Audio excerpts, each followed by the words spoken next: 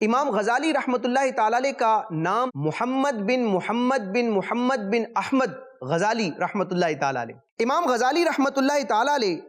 سن 450 ہجری میں خراسان کے ضلع طوس کے ایک علاقے طابران میں پیدا ہوئے۔ آپ رحمۃ اللہ تعالی علیہ کی کنیت ابو حامد ہے۔ مدنی چینل کے ناظرین، امام غزالی رحمۃ اللہ تعالی علیہ بہت بڑی علمی شخصیت ہیں، تصوف کے اعتبار سے، روحانیت کے اعتبار سے، طریقت کے اعتبار سے، اور شرعی علوم کو پھیلانے، عام کرنے، درس و تدریس اور تصنیف کے ذریعے علوم دینیہ کی ترویج و اشاعت کرنے میں آپ کا ایک خاص نام ہے، اور آپ کی انہی علمی صلاحیتوں اور علمی خدمات کے پیش نظر امت نے آپ کے لیے بڑے بڑے القابات کا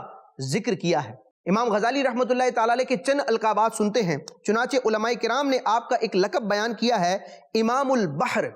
یعنی کہ علوم و فنون کے امام، گویا کہ علم کا سمندر ہیں آپ۔ اسی طرح آپ رحمۃ اللہ تعالی علیہ نے جو فلسفہ اور اس کے ماننے والوں کا رد فرمایا، کیونکہ فلسفے کے ذریعے فلاسفہ نے اسلام کے عقائد و نظریات پر جب حملہ کیا تو امام غزالی رحمۃ اللہ تعالی علیہ نے فلسفے کا رد کرتے ہوئے دین اسلام کے نکھرے ہوئے عقائد کو امت کے سامنے واضح فرمایا، اپنے واعظ کے ذریعے، اپنی تدریس کے ذریعے، ٹیچنگ کے ذریعے، اور اپنی کتابوں اور تصانیف کے ذریعے۔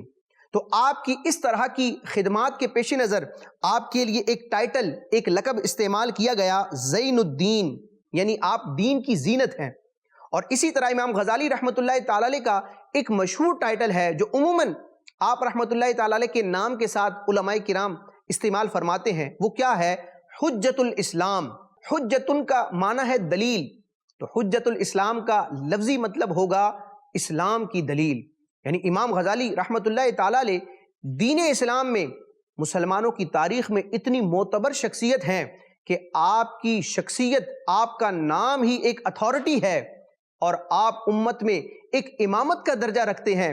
دین اسلام کی تعلیمات کو، دین اسلام کے عقائد کو بیان کرنے اور ان کا دفاع کرنے کے اعتبار سے آپ کی دینی خدمات کے پیش نظر علماء کرام نے آپ کو یہ ٹائٹل دیا، حجت الاسلام، اسلام کی دلیل۔ اسی طرح ہم دیکھتے چلے جائیں، ہر دور کے علماء نے امام غزالی رحمۃ اللہ تعالی علیہ کا بڑے شاندار انداز میں تذکرہ کیا، آپ کی دینی خدمات کو سراہا اور آپ کے کلام کے حوالے پیش کیے، کیونکہ آپ رحمۃ اللہ تعالی علیہ نے کئی کتابیں لکھی۔ علماء کرام نے ذکر کیا کہ سینکڑوں موضوعات پر امام غزالی رحمۃ اللہ تعالی علیہ نے قلم اٹھایا، یعنی بلا مبالغہ درجنوں کتابوں اور رسالوں کے مصنف امام غزالی رحمۃ اللہ تعالی علیہ ہیں۔ امام غزالی رحمۃ اللہ تعالی علیہ کی ویسے تو کئی تصانیف ہے، لیکن آپ کی وجہ شہرت اور آپ کے نام کی معرفت ہونے کے اعتبار سے جس کتاب کا نام ذکر کیا جاتا ہے وہ احیاء العلوم ہے۔ یہ عربی زبان میں تصنیف کردہ کتاب ہے، اور الحمدللہ دعوت اسلامی کا ایک علمی ادارہ،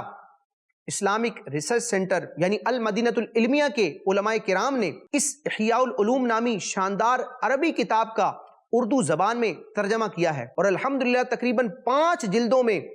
یہ خوبصورت نسخہ احیاء العلوم موجود ہے۔ حجت الاسلام امام غزالی رحمۃ اللہ تعالی علیہ کا وصال 14 جمادی الاخری بروز پیر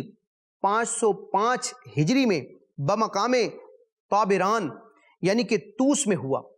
یعنی امام غزالی رحمۃ اللہ تعالی علیہ کی ولادت بھی اسی مقام پر ہوئی، اسی شہر میں ہوئی، اور آپ کا وصال بھی اسی شہر میں ہوا، اور وصال کے وقت امام غزالی رحمۃ اللہ تعالی علیہ کی عمر مبارک تقریباً 55 سال تھی۔